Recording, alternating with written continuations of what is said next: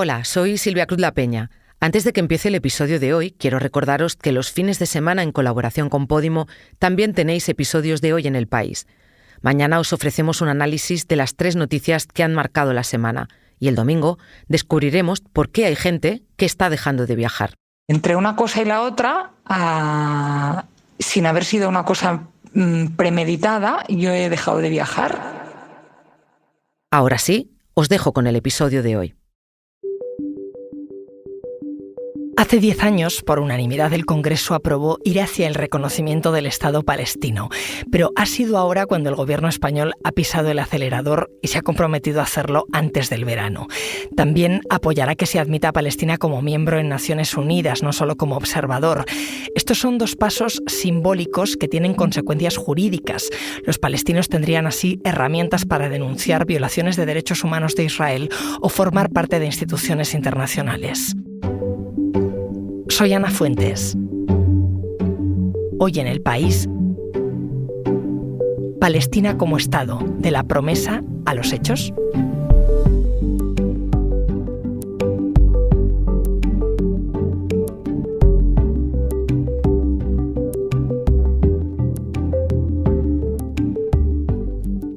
Hola, Miguel. Hola, Ana. Miguel González cubre, entre otras cosas, la información de exteriores del país. Te he llamado porque en los últimos días se han abierto 2 vías de reconocimiento internacional para Palestina. Por un lado, el gobierno español ha rescatado una promesa que hizo, reconocer a Palestina como Estado antes del verano. Y por otro, varios países están impulsando que se deje entrar a Palestina como miembro de pleno derecho a Naciones Unidas, porque hoy es solo observador. Así que vamos por partes. Primero, cuéntame, ese movimiento de ficha del gobierno español, ¿por qué lo hace ahora? ¿Por qué antes del verano? El reconocimiento del Estado palestino por parte de España está pendiente como mínimo desde el año 2014, porque fue entonces, con el gobierno de Mariano Rajoy, cuando el Congreso, prácticamente por unanimidad, aprobó una proposición no de ley en la cual instaba al gobierno español a reconocer al Estado palestino. El PSOE lo ha llevado en varios de sus programas electorales y también estaba en el acuerdo de gobierno con Sumar, después de las elecciones del pasado 23 de julio del año pasado. Lo que hace poco dijo el presidente del gobierno, acotando un poquito más, era se va a reconocer el Estado palestino por parte de España en esta legislatura, ¿no? Y ahora ya ha reducido el plazo y ha dicho antes del verano. Bueno, yo creo que a nadie se le escapa. Estamos viviendo un drama, una tragedia prácticamente sin precedentes, como es la tragedia de Gaza. Llevamos más de 30.000 muertos, en su inmensa mayoría civiles, en un porcentaje altísimo, mujeres y niños, con una situación de impotencia de la comunidad internacional para frenar esta masacre. Estamos viendo que la gente ya no solo muere como consecuencia de las bombas, sino también por la falta de atención sanitaria y por la falta de alimentos. Estamos viviendo una situación de hambruna. Yo creo que ante todo esto hay una presión para que se haga algo. El margen de maniobra que tiene el gobierno español, que es verdad que dentro de la Unión Europea ha sido de los más activos, el margen de maniobra es muy pequeño, pero una cosa que evidentemente puede hacer es reconocer al Estado palestino y cumplir una promesa, aunque sea con 10 años de retraso. ¿Cómo se hace eso de reconocer un Estado? ¿Se publica en algún sitio, en algún documento? ¿Se lleva al Parlamento? Bueno, el reconocimiento como tal no tiene mayor complicación, es un acuerdo del Consejo de Ministros. Cualquier martes el Consejo de Ministros, en la rueda de prensa posterior o en su referencia, puede decir España reconoce al Estado palestino, no necesita más. Evidentemente, una medida de este tipo requiere políticamente, no legalmente, un amplio respaldo parlamentario. El gobierno se apoya en ese respaldo del año 2014 y yo creo que no va a estar tentado de volver al Parlamento para pedirle su apoyo, porque es probable que el partido, desde luego Vox, estaría en contra y el Partido Popular quizás se pusiera de perfil, con lo cual yo creo que va a preferir simplemente apoyarse en lo que ocurrió hace 10 años para tomar la decisión ahora, ¿no? Esto me imagino que es una maniobra política que va lenta y que hay que calibrar muy bien. ¿Cómo está moviendo los hilos España? Bueno, esto tiene varios planos. Un plano es el doméstico, ¿no? Desde el punto de vista doméstico no es difícil, es un acuerdo del Consejo de Ministros que le está pidiendo su socio de coalición y que tiene un respaldo en el Parlamento, al menos mayoritario, la mayoría del Parlamento, y un respaldo amplísimo en la sociedad española. Es decir, el gobierno sabe que tiene el apoyo de la opinión pública, el PP también lo sabe y por eso el PP tampoco se va a oponer, aunque seguramente no le hace gracia.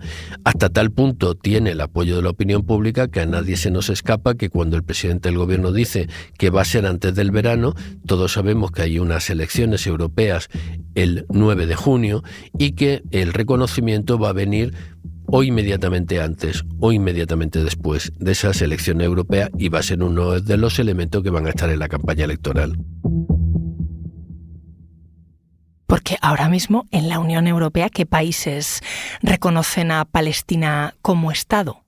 Bueno, una cosa es la situación mundial, ¿no? A nivel mundial hay unos 130 países de 190 y tantos que hay en Naciones Unidas, unos 130 países que reconocen el Estado palestino. En la Unión Europea la cifra es mucho menor.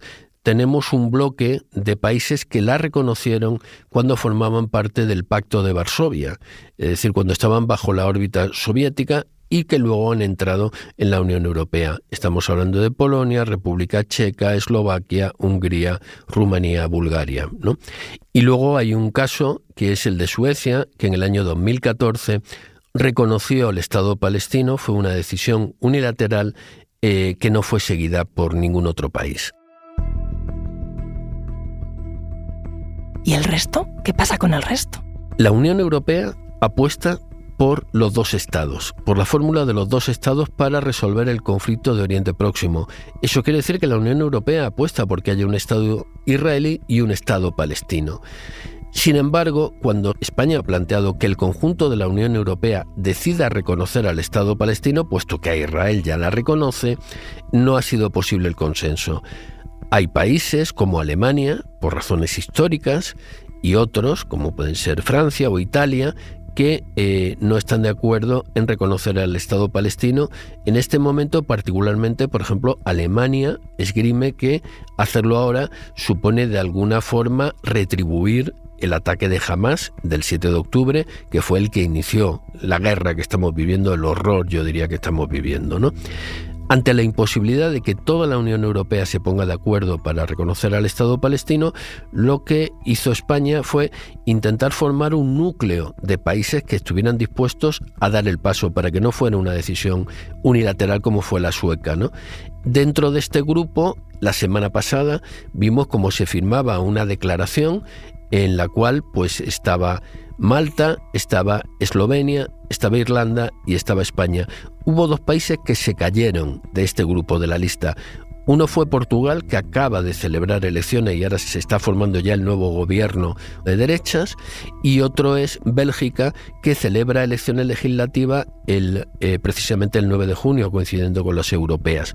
Estos dos países, por razones electorales, se cayeron de la lista. Los demás se supone que van adelante y España confía en que una vez que se produzca el reconocimiento de estos 3-4 países, haya otros que le sigan y que vayan por la misma senda. Porque para los palestinos cambia algo que les hayan reconocido los suecos, los búlgaros y que ahora los vaya a reconocer España. Desde el punto de vista diplomático, el que le reconozca a España no cambia nada, porque la representación en Madrid de la Autoridad Nacional Palestina ya goza de un estatuto que es exactamente igual al de una embajada. Es decir, su representante, su embajador, tiene inmunidad y su sede es inviolable, igual que si fuera una embajada. Cuando tú vas a una recepción del cuerpo diplomático por parte del rey, ahí está el embajador palestino junto a todos los demás.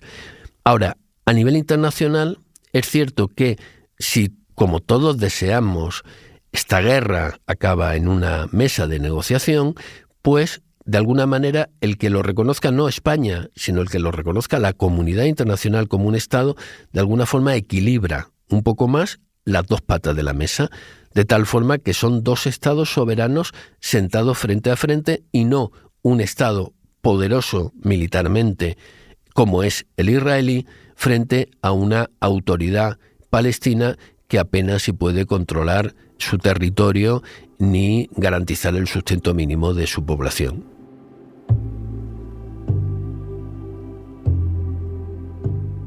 Ahora me sigues contando, Miguel. Enseguida volvemos.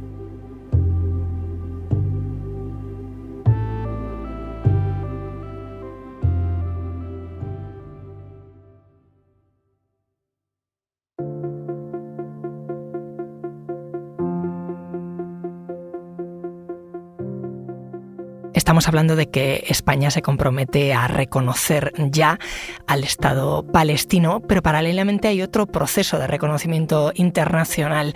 Desde 2012, Palestina solo es un miembro observador de Naciones Unidas y se le quiere conceder ese estatus de miembro. ¿Eso qué supone? Bueno, supone, digamos que en vez de ser un reconocimiento Estado a Estado, país a país, ¿no?, de ese Estado palestino, si tú te conviertes en miembro de pleno derecho de la ONU, de alguna manera estás siendo reconocido a nivel mundial como un Estado. Eso quiere decir que tienes un voto en la Asamblea General de Naciones Unidas, que cuando seas elegido dentro de los bloques regionales, formarías parte del Consejo de Seguridad de la ONU. Es decir, serías un Estado más en igualdad de condiciones con todos los demás.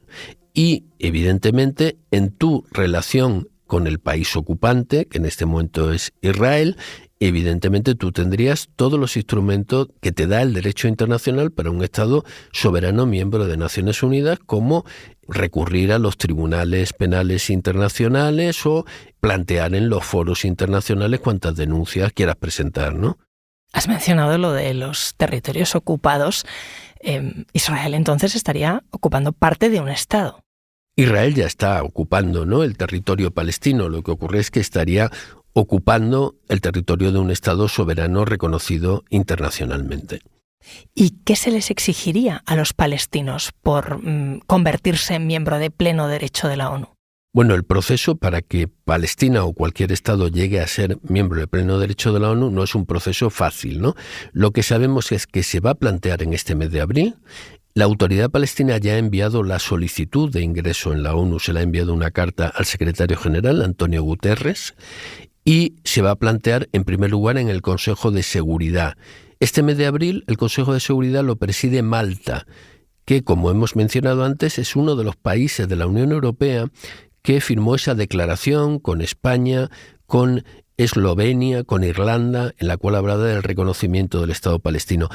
Como presidenta del Consejo de Seguridad, Malta tiene la prerrogativa de poner un tema en el orden del día de las reuniones del Consejo de Seguridad. Va a poner en el orden del día el reconocimiento del Estado palestino como miembro de pleno derecho de la ONU. Ajá. A partir de ahí hay una votación en el Consejo de Seguridad. El Consejo de Seguridad, como sabes, tiene 15 miembros. Si una mayoría votan a favor del ingreso de Palestina, y eso es posible simplemente examinando la lista de los miembros del Consejo de Seguridad, si tomamos los países que ya han reconocido a Palestina y le sumamos los que han anunciado que la van a reconocer, que es Malta y Eslovenia, nos salen los votos. Esa candidatura pasaría a la Asamblea General de la ONU, y en la Asamblea General de la ONU tendría que obtener 2/3 de los votos. Estos 2/3 también estarían garantizados con los aproximadamente 130 países de todo el mundo que ya reconocen al Estado palestino. Ahora bien, hay una trampa, y es que, como bien sabes, los 5 miembros permanentes del Consejo de Seguridad tienen derecho de veto, entre ellos Estados Unidos. Y lo previsible es que en cualquier momento del proceso, en su fase inicial probablemente, Estados Unidos vete la candidatura de Palestina a ser miembro de pleno derecho de Naciones Unidas.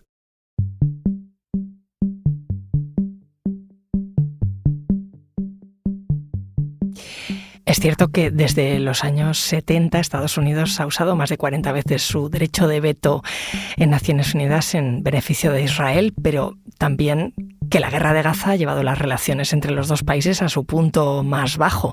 ¿Podría abstenerse Estados Unidos en vez de vetar? Por lo que yo he hablado con expertos y con diplomáticos, ellos me dicen que para Estados Unidos esto es una línea roja.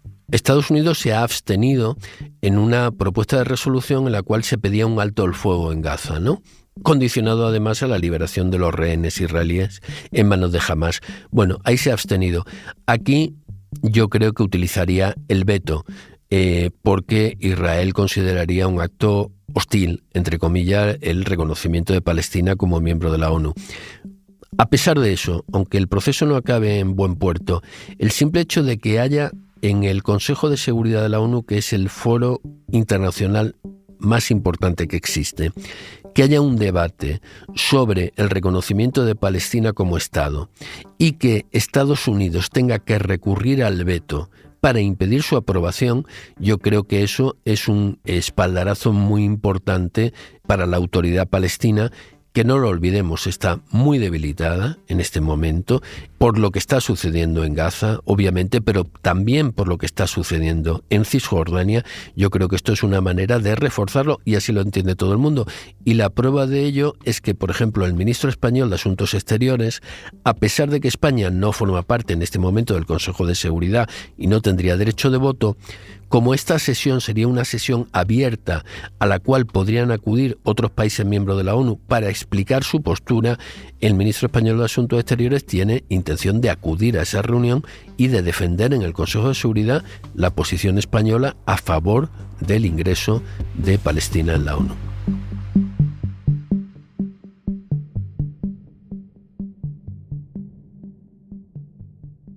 Miguel, todos estos pasos que me estás contando, esos pasos que al final pretenden conseguir la paz, ¿pueden resolver el conflicto? ¿Pueden llegar a la solución de los dos estados?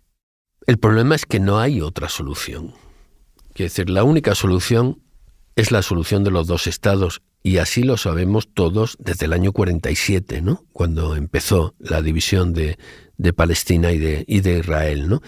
Todos seguramente, salvo Netanyahu y salvo los ultraortodoxos y los radicales israelíes que pretenden apoderarse, ¿no?, de todo lo que es la antigua Palestina y eliminar, quiero decir, como si allí no existiera una población que viviera allí ya antes del año 47, ¿no? Lo vemos en el caso de Gaza, ¿no?, en el cual evidentemente el sueño de todos estos sectores de la ultraderecha israelí sería que esos 2 millones de palestinos o desaparecieran o se fueran al desierto del Sinaí, pero claro, eso no va a suceder. Y como eso no va a suceder, la única posibilidad de que haya paz, de acabar con esta espiral de guerras cada vez más horrible, ¿no?, cada guerra que la anterior, es que haya dos estados con fronteras reconocidas y con seguridad. ¿Está maniobrando Israel diplomáticamente para impedir todo esto que me estás contando, el reconocimiento de Palestina como Estado? Bueno, Israel en los últimos años maniobró con la complicidad de la administración Trump en lo que se llamaban los acuerdos de Abrams, que consistían en que Israel establecía relaciones diplomáticas con los países árabes que no le reconocen todavía, incluida Arabia Saudí, olvidándose por completo de la cuestión palestina, ¿no? Esto, yo creo que todo el mundo ha llegado al convencimiento de que es imposible, de que no es posible una paz obviando el problema palestino y que por tanto hay que avanzar hacia la fórmula de los dos estados. De momento, quien no acepta esto es Netanyahu, esta fórmula, confiando seguramente en que Trump va a volver a la Casa Blanca a partir de noviembre y en que eso le permitirá volver a la situación anterior. Pero es que la fórmula de Netanyahu de un único Estado solo tiene dos posibilidades: o un Estado en el cual los palestinos con el tiempo llegarían a ser la mayoría, o un Estado que no sería democrático, porque no permitiría que esa mayoría tuviera derecho de voto. Miguel, gracias. Gracias, Hernán.